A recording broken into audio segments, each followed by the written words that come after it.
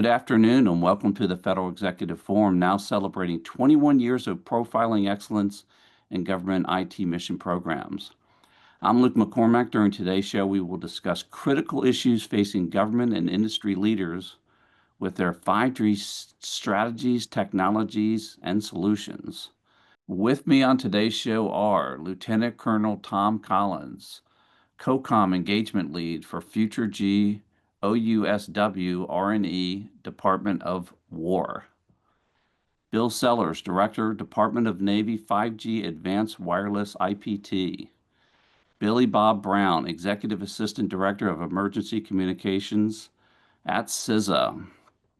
David Stepp, Director of Solutions Architecture for Federal Mobility at Verizon. And Mike Loomis, Chief Executive Officer, Nokia Federal. Lieutenant Colonel, we're going to start with you in regards to Future G and sort of the entire state of the state out there. You all are working on some absolutely fantastic things, being a thought leader out there. Give us sort of a top line as to how it's going in regards to the overall ecosystem. Yeah, and good afternoon, and thanks for having me. I would say there's real excitement around integrated sensing and communications, or ISAC, particularly with object detection of small UASs, as well as the ISAC for health use cases where you can infer vital signs. For object detection, when you think of that at true network scale, it's really compelling, particularly when it's layered protection of critical infrastructure. And clearly with the ISAC for health and performance monitoring, there's some real dual use potential there for us in the department. And the real progress is that while ISAC is thought of something as more baked into 6G, we're getting a head start now in 5G. The National Spectrum Consortium, through the National Spectrum Consortium, we've received great response to our request for prototype proposals for rapid or real world application prototyping for ISAC demonstration. And collaboration has been really good on this, not just with industry and academia, but with key allies as well. This past spring, we co-hosted the International ISAC Innovation Forum alongside the government of Finland, for instance. Interesting. And ISAC stands for, just for those that may not know? Yeah, it's Integrated Sensing and Communications.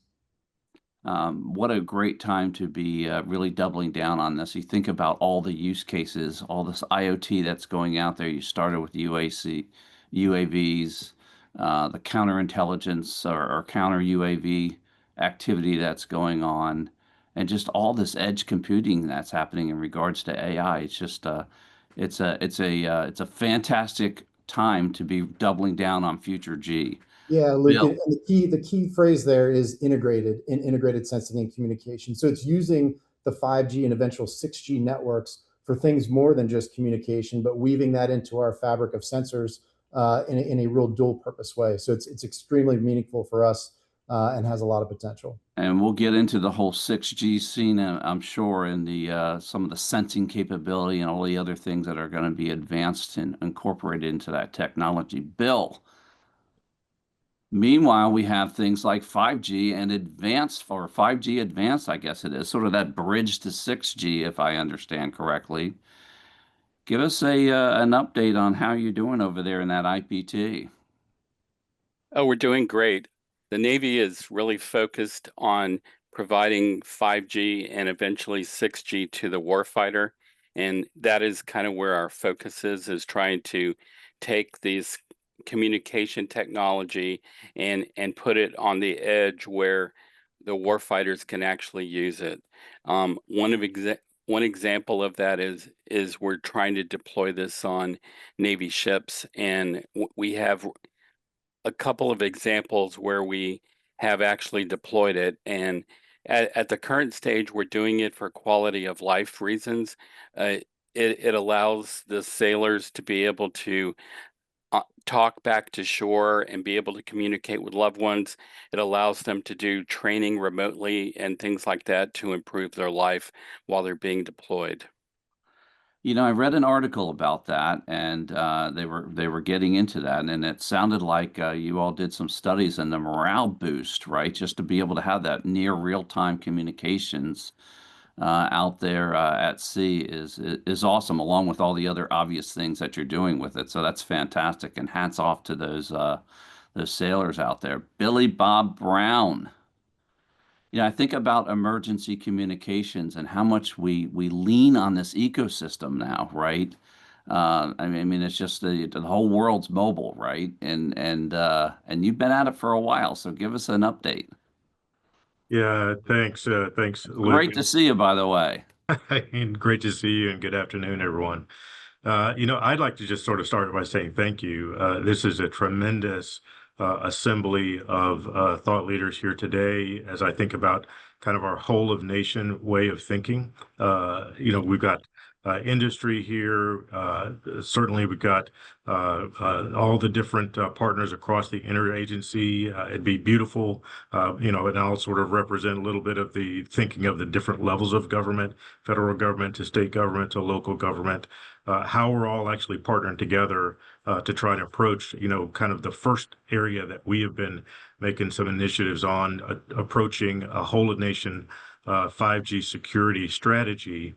And CISA, defined by its roles, guided by both the 2026 National Cyber Strategy, the 2026 National Resilience Strategy, are working in partnership across all the critical infrastructures, working with our interagency partners at the federal level, at the state and local level, working with our international partners, as well as industry partners to improve resilience, interoperability, and security, because it does take all of us working together in order to achieve true security in the face of nation-state adversaries in cyberspace that challenge the abilities of our infrastructures to deliver that critical capability and the movement of information, certainly emergency information or emergency communications as that baseline requirement to perform mission critical operations is absolutely essential.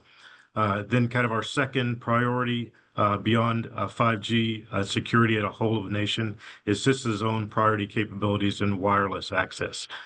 We are partnering with 20 large and small carriers, cable partners, to evolve priority capabilities for the national security and emergency preparedness community in wireless access to ensure that the 5G IP multimedia subsystems or IMS core provides specific engineering development that gives us a platform to also talk about opportunities for how we integrate information, whether it's non-terrestrial network integration, terrestrial mesh integration, zero trust architecture and segmentation, and alternative access to timing for telecommunications. There's there's so many aspects of this as you've outlined there, and I appreciate you starting off, topping off the significant talent here on the show. But the hardening of these environments, the resiliency that has to go into it, the sort of openness of interconnectivity, from everything from a FIFA to a a national event or a disaster type of situation, right? And everything in between. I really do appreciate you all and your thought leadership and making sure that those capabilities are there. Speaking of capabilities being there, enter David and Verizon. You all are kind of in the catbird seat, right? You're seeing this from the federal sector, you're seeing it from the state and local, you're seeing it on the commercial side, and this absolutely tectonic explosion of capability out there. Give us a top line state of the state as to how you see it. No, I would say I would say it's wonderful seeing the adoption finally come to life, right? As we move to this culture where we've had applications being done on wireline technologies for years, right? But we've now crossed that barrier where culturally we're able to move things over to a wireless environment. 5G has really truly enabled that. Any applications you think from, just replacements of TDM circuits that are out there, fixed wireless access, and all that's enabling within the community, and not having to cut up sidewalks, for example, to deploy solutions. Like I said, we haven't even touched 6G yet, But I know we'll probably dive into that a little bit here and what that possibly could look like for all of us as carriers and agencies. But yeah, super excited just to see adoption at a high level and really making things there and available for the warfighter. Yeah, we really went from adoption early, early adopters and then adoption, and then quickly went into just full on expectation, right? I expect it to be there. I expect it to be there all the time. I expect it to be available. I expect to be able to light up a private 5G environment and not go through open heart surgery to make that happen, or, as you say, chop up the sidewalks. That's a good metaphor there. Yeah. Mike, how about over at Nokia? You all fit into this from a certain perspective. Tell us how you snap into this and what you're seeing out there. So first thing, And by the way, congratulations on your CMMC level two. I know that's a real what to get those things done. So I applaud you all for doing that. thank you for noticing. And that was Yeah, a real Herculean effort on the part of not just the IT team, but there's a lot that goes behind that operationally. sure is. Sure is. Big deal. And we're proud of it.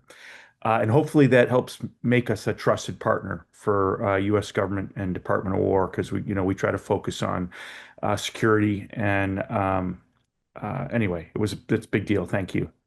When we think about this last year, and Colonel Collins nailed it, I think, by talking about integrated sensing and communications.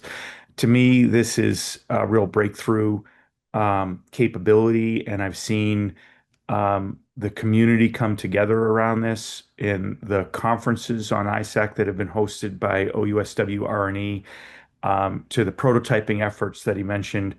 I won't double down on that, just to say, this is up and running. So Nokia as a supplier is there with Texas Tech University at the critical infrastructure telecom ecosystem, and we're running use cases in a range there with integrated sensing and communications to get some hard data on how effective this can be. But I think that is remarkable. But when I look at this last year compared to previous times we've done this, I'm seeing a 5G really getting integrated into the operational model of the warfighter. And, we made an announcement earlier where this year in May, Lockheed Martin supported us in that announcement, where we announced 5G on a CMOS mounted form factor 3U VPX. So we're starting to see this technology get into a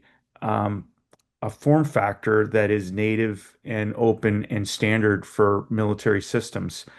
We're also seeing it start to participate in, we were in Silent Swarm, hosted by Crane 2 weeks ago up in Alpena, and 5G performed very well. We were there with our Banshee Flex radio, and the communications proved to be resilient despite some jamming efforts, and it participated well in the overall exercise. So it's starting to become, it's not just experiments on the side; it's getting natively integrated into operations. Right. And the adoption level is significant, which is fantastic to see that. Bill, how about giving us an example? You touched on one, which I think was extremely powerful, and that's that capability to the sailors out at sea, right? To have that near real-time capability for their loved ones, etc. You want to give us another example? I know you all have it. I think of all the use cases, and it just makes my head spin. Sure. One of the examples is we have successfully put 5G in a logistics warehouse. One of them belongs to the U.S. Marines. I'm also working with DLA in some efforts in that area. And the primary use case there is asset tracking. And one of the examples is that it used to take months, and I'm talking on the order of 8 months, and a team of people to be able to track the assets inside of a warehouse. And using automation and robotics, we're now able to do it under an hour. So there's a tremendous labor savings, having the ability to do that. And if you've been to some of these big box stores, you'll see robots running around and being able to do asset tracking automatically. And that's one of the examples that we're able to take from industry and push over to the military side. Which is fantastic. And you think, warehouse ho hum. But when you think about months worth of capability getting shrunk down to an hour, it's not only the manpower, it's just the ability to have that information available to you near real time, I think would just be absolutely incredible. So hats off to you all for that. David, how about at Verizon? Would you like to give us a, specific use case of the adoption of 5G? Yeah, I would just say across bases, and I'll even give more of a more industry example too, with just just our 5G private wireless network deployments at both bases and ports.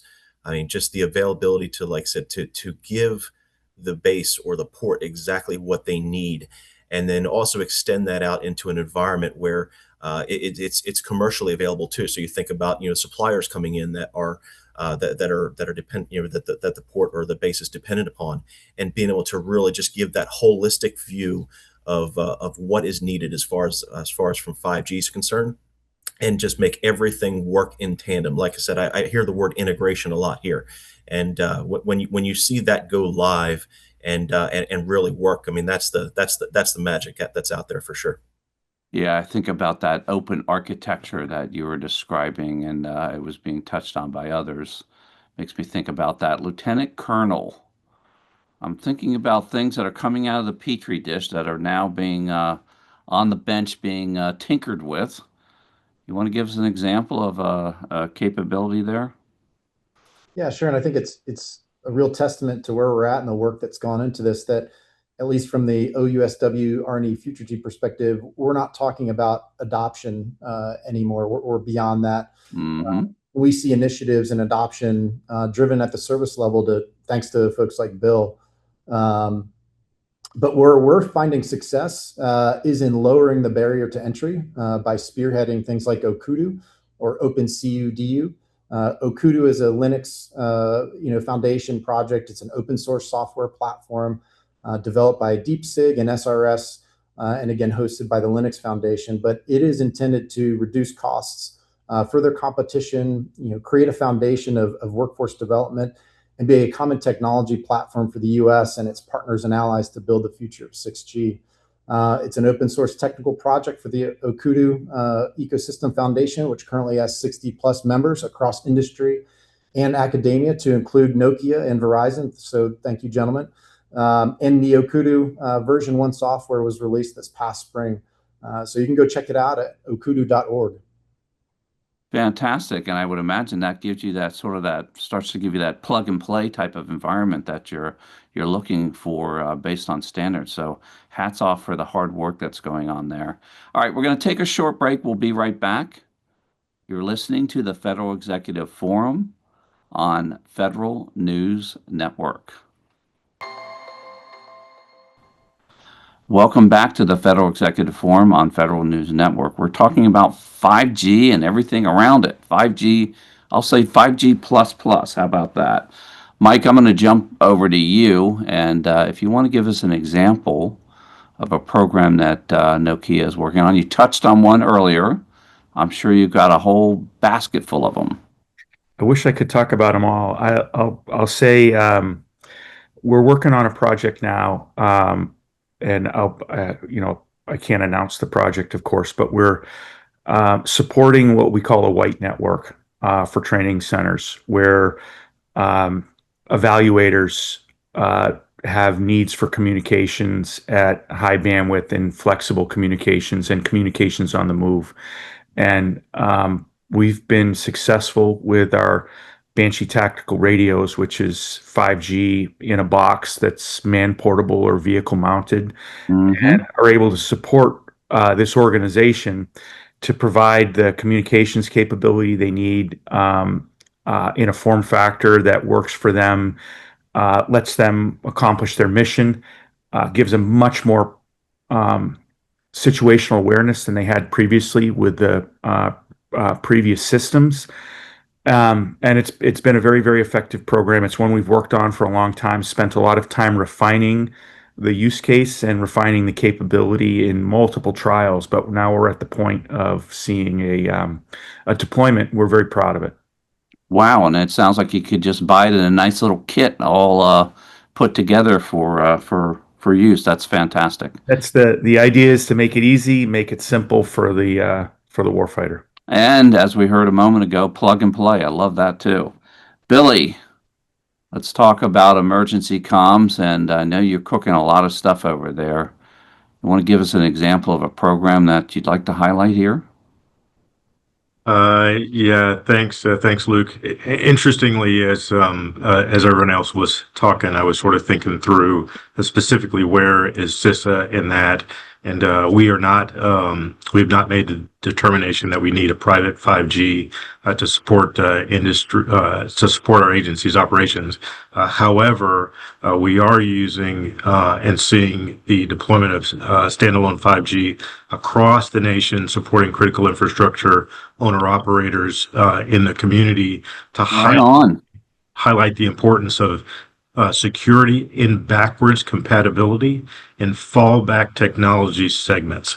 And, but as we are thinking about, what some of the future is going to hold in 5G for opportunities for the department, it's very similar to the expeditionary environment that the Department of War consistently works in. There's some similar application, although we wouldn't call it the same thing, but coverage challenges and certainly challenges to infrastructure in the event of disruptive or destructive weather, cause a similar sort of an expeditionary environment for critical infrastructure owner operators across the nation, and particularly for public safety and emergency preparedness officials who are trying to protect property, trying to help life safety issues for people that are in crisis. Yeah, so the opportunities to have the ability to take some kind of 5G capabilities into that expeditionary environment to allow for what I'm sort of calling public safety command and control, is critical. Data is king. Video is king. Your use of drones is almost now a requirement in every form of emergency management to help not only manage tactical operations on scene, but also to manage resource application, because, the state and local, certainly communities, they're not blessed with an overabundant budget. They cannot go into deficit, so they have to play with what they have. And, so having the advantage to have the ability to see and use video to help in that decision-making process, means that the advances that 5G and that 6G will be bringing, certainly, as I mentioned, nation-state adversary earlier, the opportunity for sensing to be able to see where there may be use of UASs in an adversarial role is going to be critical to try and speed up, security for all of our critical infrastructures. Amen. And hats off to all that you're doing out there. We certainly do appreciate it. Let's talk about priorities. Lieutenant Colonel, I'm going to start with you. I know you've got a basket full of those. We're well into 2026. Let's talk about, what are you focusing on for the remainder of the calendar year 2026, let's say? Sure. I've already mentioned ISAC and Okudu as a part of our push towards dual use and open source. But through a national security lens, we're really focused on expeditionary and tactical use cases, as well as ubiquitous, secure, and instant access. Central to that really is activities and prototypes around non-terrestrial networks, layering in that celestial piece of the network to augment the terrestrial network.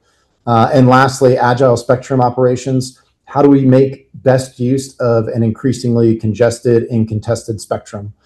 We certainly appreciate all of the support from the services and from Congress, but focusing that excitement into those lines of effort, I think, is our best bet for having success for the rest of the year. It's incredible to me the mastery and the trickery that is going on with the spectrum. There's this holy war of trying to get access to it and chop it up, and the things that are going on there to just maximize the use of the spectrum is super impressive, let's say. Mike, how about at Nokia? I know you've got some demand signals there that you guys are no doubt focusing on for the rest of the calendar year. What's at the top of the job jar? Well, I hope our priorities are well aligned with Colonel Collins. And our number one priority is integrated sensing and communications. To me, it's a game changer. It is the killer app for 5G advanced and 6G to be able to use that spectrum for more than comms, but also as a sensor and help protect critical infrastructure to me, it's a capability that has got to be there, and we want to be a market leader there. We also just announced and launched our AI RAN portfolio, where we're taking our RAN software and we are using the architecture from NVIDIA as the infrastructure that we're running our software on. And we believe there's an intersection here where AI RAN and AI infrastructure will be the base platform for the deployment of communications, and it'll allow us to refine applications such as sensing that run co-resident.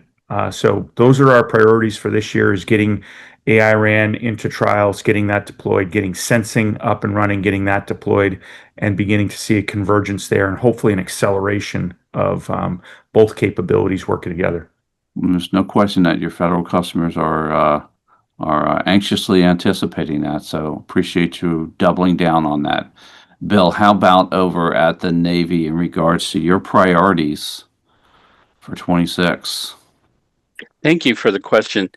So the priority that I am looking at is trying to spread the word about 5G into the warfighting community. The warfighters are not exactly up to speed in 5G. It's a fairly new technology, and all the things that 5G can bring, especially in the security realm, and doing spread spectrum and being able to do frequency hopping and things of that nature.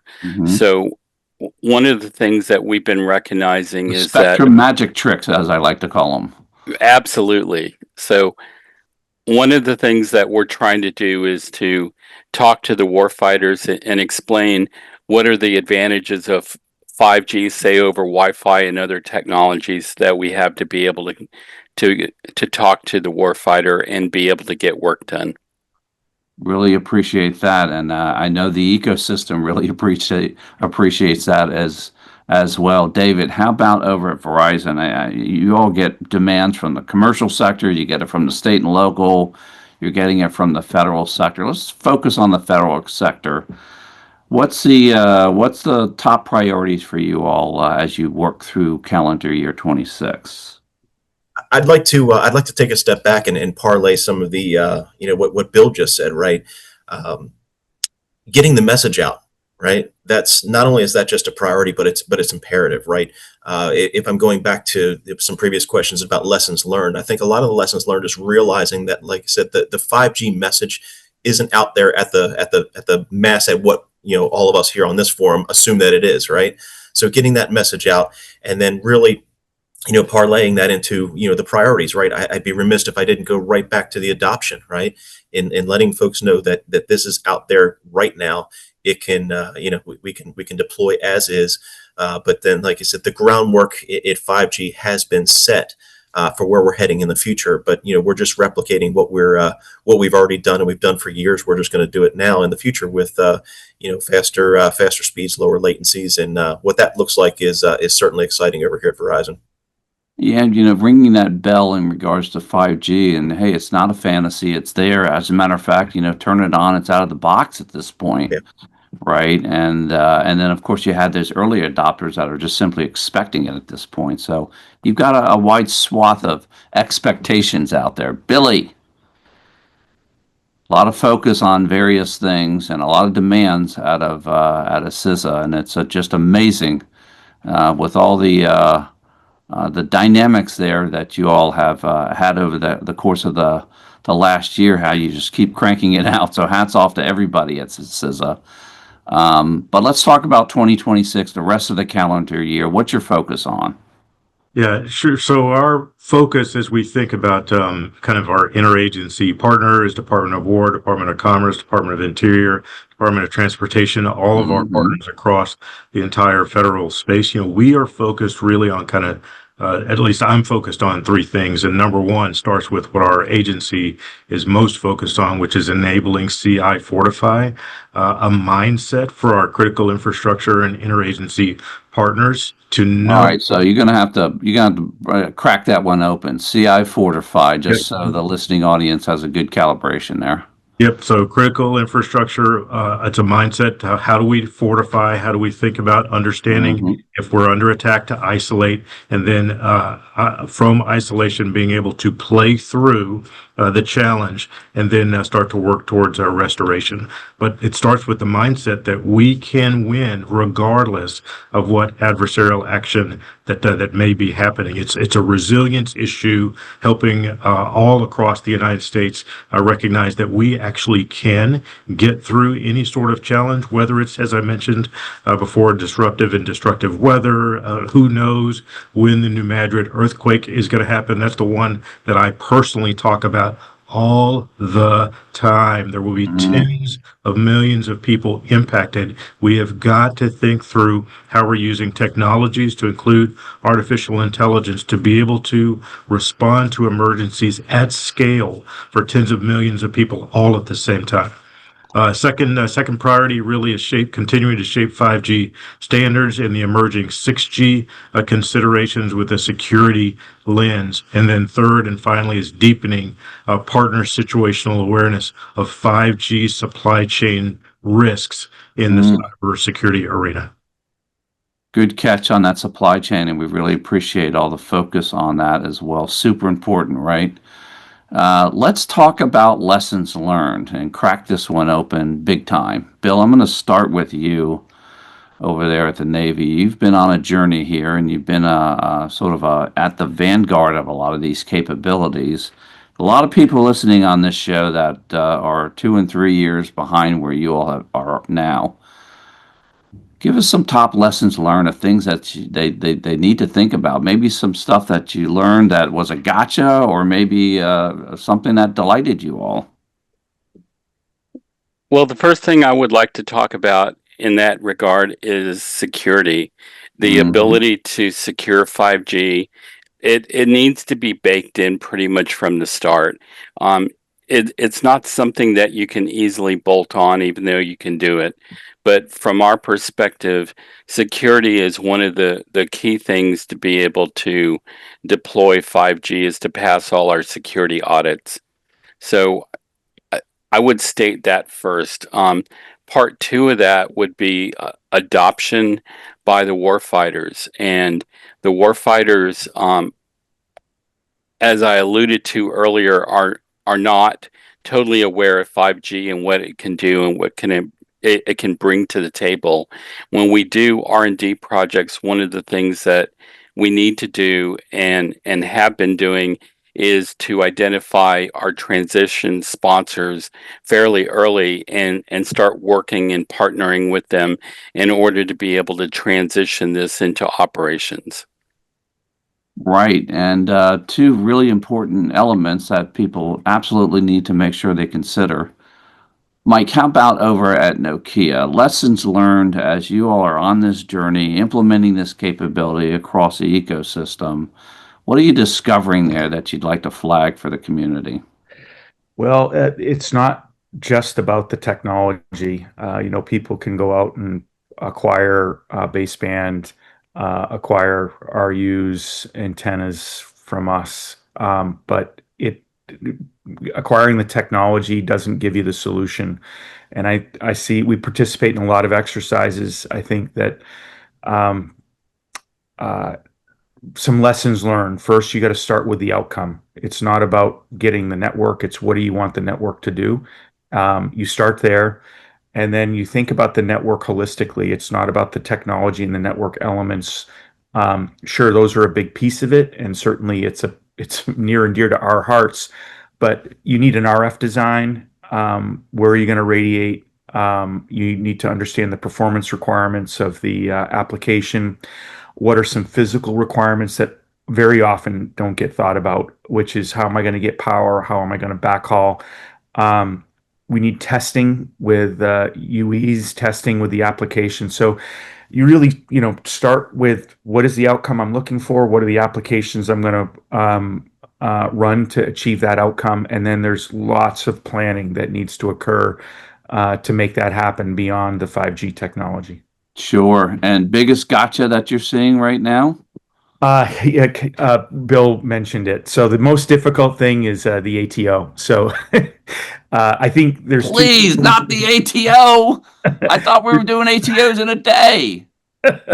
There's two aspects to it. Aspect one is we got to get our kit right on the security elements, so pre-bake it in. Aspect two is the standards I'm going to say it's a moving target. It's not necessarily a moving target, but what I have found is there are lots of rules around security, and there isn't a consistent way to apply all those rules with respect to 5G. And so I think one thing that we could improve on is getting a consistent 5G ATO sort of plan out there, let the vendor community build to that plan, and now there's no discovery along the way. And the discovery is great, because I think we put a little bit extra in every time to err on the side of being more secure.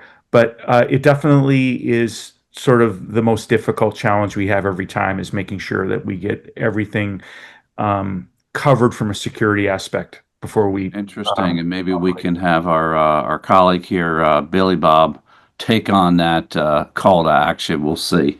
All right, we're going to take a short break and we'll be right back. You're listening to the Federal Executive Forum on Federal News Network. Welcome back to the Federal Executive Forum on Federal News Network. We're talking about 5G, specifically talking about lessons learned. One of my favorite questions. Lieutenant Colonel, I know you've got a lot of them there, and you see it from the petri dish to the bench and then out to deployment. So you're watching this. Give us those lessons learned that you'd like to impart on this community that is looking to adopt this capability. Sure, and I'll go back to something that Bill pointed out earlier.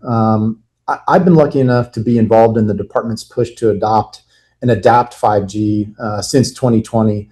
And what it's taken to be successful to this point was honestly workforce development, particularly those of us in uniform. Other than small pockets of excellence, maybe at DARPA or the service labs or even SOCOM, 4G LTE was not a wireless technology that was widely deployed by the department, at least operationally. And so there is a bit of developing the vocabulary, understanding the ecosystem, the industry dynamics to really articulate our requirements, and to know enough about the technology to advance elements that had real dual use potential. Despite our haircuts and we're all wearing the same thing, I think people in uniform are some of the most creative problem solvers out there. So as we immerse ourselves in the details of this technology, I am really excited, to see the use cases and the applications of the technology going forward. Fantastic, and we really do appreciate all those folks with those haircuts and those uniforms. That's for darn sure. David, can you give us your top lessons learned? Sure, I'll go with two of them there, Luke. So I'll go back to something that Mike said previously, right? Which is start with the outcome. Those of us who wear an architecture or engineering hat, we have the uncanny ability to over-engineer a lot of things, right?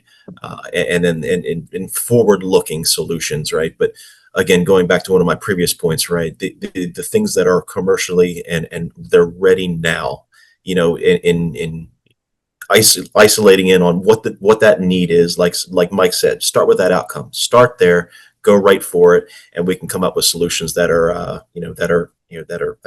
board right now. Lieutenant Colonel, you mentioned that that just the adoption level that really wasn't desired in LTE. we see it in we've seen it from every G, 1G to 2G, 2 to 3, 3 to 4, right? Mm-hmm. With the adoption of 5G, it's you're starting at the industry is starting at 5G, and then as we move into the 6G, that's going to be a more natural progression, right? As opposed from that 4G, where you said those of us on this, we understood 4G intimately and what it can do, right? But to start to see work again culturally where we're at as far as acceptability with wireless networks as opposed to wired, seeing that adoption from 5 to 6 is going to be a much smoother transition than it was for the 4G to 5G community. Fantastic, and we really appreciate that and look forward to it. Billy Bob Brown, lessons learned in regards to where you're sitting in CISA. Yeah, thanks. So one of the biggest lessons recently learned is actually an interagency activity that's focused on kind of national security considerations here in the DC area. Several of our interagency partners, we have been working together alongside our state and local partners in DC, alongside our industry partners who are just trying to help provide capacity for the needed mission critical operations happening whenever a national special security event happens inside of the district. Trying to increase throughput and capacity on the National Mall has been a challenge that's required every level of government to weigh in, to participate, to add their voice, and certainly across all of the departments, led by the Department of Interior and the National Park Service, because it's really their property that they have ownership of there in the mall area. Trying to figure out how can we increase throughput. And really, Bill hit it right on the head earlier, and Mike articulated it, very well. That what really was required is design. So RF design, looking at the use of spectrum creatively, and what we saw happen as a result of that work was a consortium of industry partners who all had the same mission critical mindset. The consideration that it's information moving from originator to destination that's going to enable a mission critical operation to save a life. So it's the information getting through. It's not necessarily which network is providing that information, but it's the movement of that information from origination to destination that's going to enable a life-saving activity to occur. That consortium came together on an RF design to increase capacity and throughput, doing some modifications to overcome congestion challenges that we have been observing in the mall for the last 6 years. And as we extrapolate that, to larger, either destructive weather or nation state adversary kinds of considerations, how we take that partnership of all of the interagencies across all levels of government, across all of the industry partners. How do we take that to other high density locations across the United States to try and do the same thing in those critical locations where capacity is limited? What can we do utilizing the advances in technology that 5G are bringing to us right now, certainly with the capability of slicing, and where we're hoping for 6G to take us into the future where we can have some increased security capacities. And hats off for that community to rally around and really tackle that super thorny issue. There's a lot of dynamics that go on in DC. I don't need to tell you that. And so we certainly do appreciate that. All right, we have a little bit of extra time. I wanted to squeak in top challenge. I'm going to ask the federal executives. I'm going to start with you, Lieutenant Colonel. Sort of number one challenge that you see out there. Is it people? Is it procurement? Is it budget? Is it awareness? Is it sunspots? What is it that's sort of the number one opportunity that you face? Sure. And I'm not just saying this because it's one of our lines of effort, but truthfully, agile spectrum operations, that's a real challenge. It's a challenge in a vacuum. Again, I mentioned the congested and contested environments. But when you consider that the department is an expeditionary force and we need to be able to deploy our equipment across different ITU regions that all apportion spectrum slightly differently, that level of flexibility is a hard material problem. Software-defined radios are great, but filters and amplifiers are mostly band specific. So it goes back to the workforce development aspect I mentioned earlier. All of us involved in operations now need to be conversant in GEMSO, or Joint Electromagnetic Spectrum Operations. This is no longer something that we can just sort of pass off to the spectrum managers of the world. This is something that we need to understand kind of from cradle to grave, from procurement to deployment. Good catch. Appreciate it. Bill, number one challenge there at the Navy. I'm going to take on the industry as a whole. Here we go. The bigger challenge, and COVID taught us this, is supply chain. So we need to secure our supply chain, but we need to do it in a way that when a COVID type event or something on a national scale, we can ensure that we have enough supplies to be able to continue. And part of what Congress had asked us to do was to embrace open standards through ORAN. And I'm not seeing a lot of competition in that particular area. And I think it's an opportunity for the nation as a whole to be able to embrace ORAN and to be able to produce more 5G products in that realm and help with the supply chain problem. Appreciate that, and a nice call to action there, Billy. Top priority there at CISA in regard, excuse me, not top priority, top challenge as you see it over there at CISA. Yeah, so that top challenge really, from my vantage point, is how we think about work together. It takes all of us working together to make a difference. Security is not somebody else's issue. It's all of our issues. We've got to be in this and thinking about basic cyber hygiene and overcoming what I like to call a legacy way of thinking, which is a set it and forget it kind of thinking.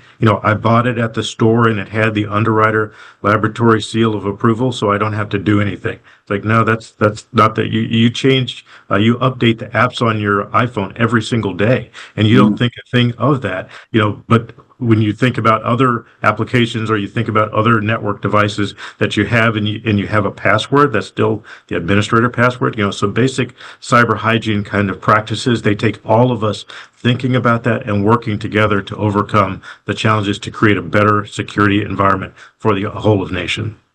Absolutely, and we certainly do appreciate the focus on that. All right, we're going to have to wrap it up.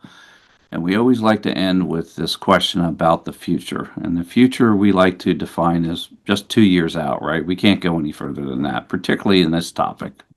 Mike, we're going to start with you at Nokia. You all are pulling some things out of the petri dish. At some point, you'll have a mainstream. What are you thinking about 2 years from now? What's it going to look like 2 years from now for Nokia? We're looking forward to delivering on AI RAN and making that a reality for the industry. So we launched that a couple weeks back. We'll be going into trials this year, and that's where we run our RAN software on common off-the-shelf hardware, notably the NVIDIA Arc Pro architecture, and converge RAN communications with AI workflows. And we think that will enhance the communications. It will enable other applications like sensing. And that same announcement, we talked about having open interfaces, notably DApps, into that software. So we look to make that a reality, and hopefully that can certainly help address some of the concerns that Bill had around supply chain. Absolutely mainstream. We really do appreciate it. David, we're going to go from 5G advanced and, according to my charts, into the early adoption at least of 6G a couple of years from now. Tell us what it's going to look like. Yeah, I see the conversations really starting to spin up here in another 2 years, and I see the standards set. And at that point, we can open up to all to the community, right? And that's one of the things where you trust your partners, because they will help define where you go. Just straight out of the Field of Dreams playbook. If you build it, they will come, right? So I'm really looking forward to what that looks like. I would say if I had to dial it down into one sub segment within there, I'd have to say what AI at the edge is going to look like when it comes time to 6G. We're going to see it in 5G, but what that looks like in 6G and what we're able to accomplish, I think, is really one of the things that excites me. I think back to the Lieutenant Colonel's comments about ISAC and what that can look like in there, and what the sky's the limit. So super excited for that. If I may, what does Verizon anticipate it will look like, right, in regards to that environment in a couple of years? Well, Yes. What's the demand signal look like? Yeah, so I see it again, kind of going back, parlaying back into the transition we talked about earlier. I see the adoption again going from 5G to 6G is going to be a lot easier, because again, these networks are designed to really conduct business at the speeds and latency that we've typically we've seen in the past in terrestrial environments. So I think that transition is going to be a lot easier, and seeing when that comes to light is going to be again a super exciting moment for us. Really do appreciate all that you are doing, Billy Bob. I'm thinking about the Olympics, right? And I'm thinking about hopefully not a lot of whopper natural disasters, etc. But 2 years from now, what's the focus going to be on your unit over there at CISA? Yeah, when you mention the LA Olympics, that's 100% right. The Hmm. Olympics team, they will start 100 days before the games begin, moving the Olympic torch, and it will go through all 50 states in the nation. Wow, that's True, impressive. I didn't know that.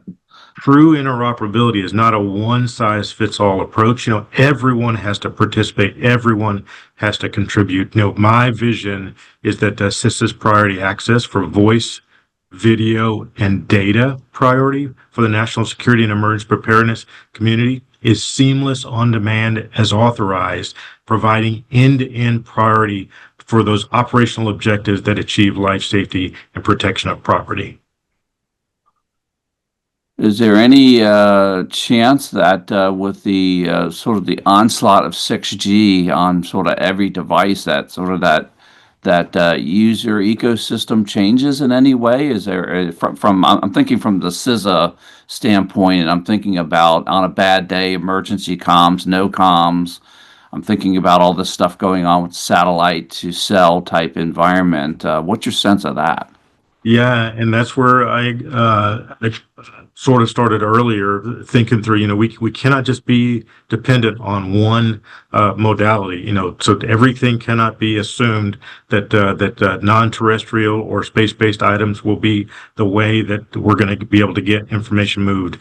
Terrestrial fiber in the ground cannot be assumed that that's going to be the only way. Mesh is not going to be the only way. It's got to be a combination of all of those working together, seamlessly integrated in a way that ensures that the information can move to provide for those mission critical operations, saving lives.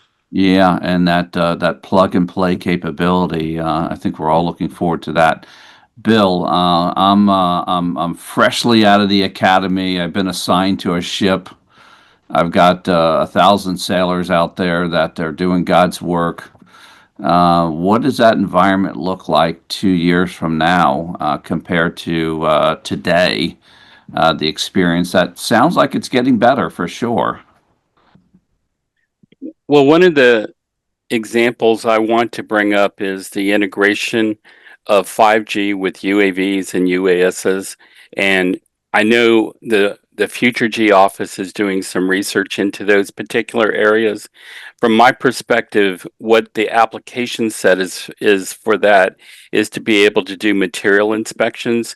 And we're talking about inspecting aircraft with drones after they fly, for just wear and tear and various things like that, being able to use drones to examine antenna masts on ships and things that are dangerous or hard to reach. So the integration of drones into 5G is, I think, where we're headed. In regards to ship to shore and that kind of capability? What's your sense of that? Are you going to have that mastered at that point, or is there sort of more work to be done there? I think there's work to be done there. And 6G mobility is one of the big strengths in that technology. I think we're going to see more of that. The ship to shore, I think we still need to do some work in that particular area. Gotcha. And we appreciate all that you all are doing there. Lieutenant Colonel, if I fast forward 2 years from now and I'm thinking about, well, things that Petri Dish is your business, right? You've got this whole community that you're trying to bring together and make sure that they focus on standards, et cetera. What does that look like 2 years from now? Are you still going to be out there trying to push that agenda, or is it just going to be, table stakes at that point? Well, look, Mike, given where I work, I've been waiting for this question. I think in the next 2 years, It's here. yeah. So at the macro level, in the next 2 years, I really do see the U.S. cementing pole position in leadership of 5G advanced and 6G technologies. We're not quite done with 5G yet. As was mentioned by others, as we make this deliberate push with AI RAN, I think we'll see that become a critical element in solving some of the wicked problems like spectrum sharing, interference avoidance. And I think AI is going to be the accelerant for some of these integrated sensing and communication use cases, whether it be the object detection, refining that, or the ISAC for health piece. In the 2 year time span you gave, I think we'll see these things moving from experiments and prototypes to having a real operational impact, whether it be in protecting critical infrastructure or helping us be more predictive about injuries in a training environment. From a network perspective, I would expect real movement towards that ubiquitous connectivity, particularly with the maturation and proliferation of 5G non-terrestrial networks, or NTN, and making that seamless for our warfighters by marrying the celestial layer with both 5G terrestrial networks, as well as leveraging the 5G and eventual 6G core as the arbiter of connectivity for most of our access networks, regardless of the radio medium. I think we'll see a real expansion in our innovation ecosystem propelled by things like the Okudu platform. And lastly, as is the mission of the Future G Office, I see this only happening through strengthened relationships with private industry, academia, our interagency partners, as well as our allies abroad. Let me ask you a quick question. I'm curious about maybe for all the feds here. Procurement mechanisms and procurement types. I think about SIBRs, I think about OTAs. Do you all exercise the use of those handsomely? I'm just curious. I don't know that handsomely is the right adjective, but yes, we are definitely taking advantage. And that's working. I would imagine that's working well. Bill, I'm curious to know if the Navy is exercising those capabilities. Absolutely. Well. Yeah. I've seen examples of use of OTAs and SBIRs and various things of that nature. The use of alternate non-FAR contract methods is absolutely in our wheelhouse. Yeah, we just had a great response through a request for prototype proposal around ISAC through the National Spectrum Consortium and OTA, and so that continues to be a useful vehicle for us in getting our ideas out there and getting responses from industry partners.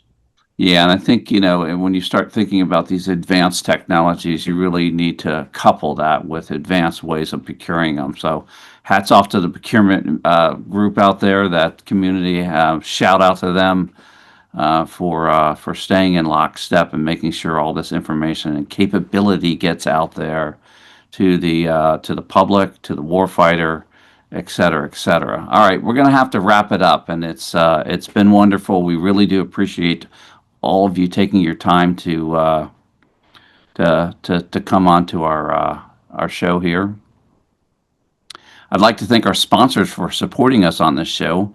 I'd like to thank the good people here at Federal News Network that make our program so successful and enjoyable. And most of all, I'd like to thank the listening audience out there that tune in every month. You've been listening to the Federal Executive Forum part of the Federal News Network.